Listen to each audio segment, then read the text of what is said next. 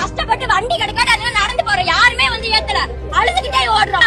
எல்லாம் இவங்கனால தானே. ரோடு போட்டு அப்பதான் நாங்க போவோம் அந்த இடத்துக்கு. இந்த மாதிரி ஸ்கூல் விட்டு போகும்போது 7 மணி ஆகுது வீட்டுக்கு போகும்போது, பின்னாடி 4-5 பயலுக்கு வண்டியிலே வந்து டெய்லி வம்பிழுத்திட்டு இருக்காங்க. டெய்லி பனிஷ்மெண்ட், லேட்டா போய் டெய்லி பனிஷ்மெண்ட் வாங்குறது எங்களுக்கு தேவையா? 9 மாசம் ஆச்சு பஸ் வந்து.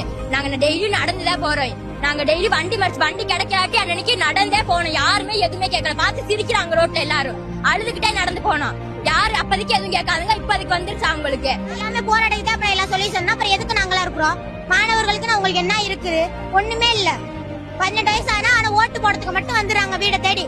ஆனா ரோடு போட்டாங்கன்னா அது எத்தனை 9 மாசம் ஆனாலும் முடியாது. அங்கிட்டு மாந்தோப்பு தென்னந்தோப்பு இருக்கிறனால எல்லாம் சரக்கு வாங்கிட்டு வந்து அங்கிட்ட வச்சு அடிக்கிறாங்க, வம்புழுக்கிறாங்க. அதுல நடந்து வரும்போது நாங்க மட்டும்தான் நடந்து போறோம். பின்னாடி யாரும் துணைக்கும் வரதும் இல்லை எங்க பின்னாடி வந்து.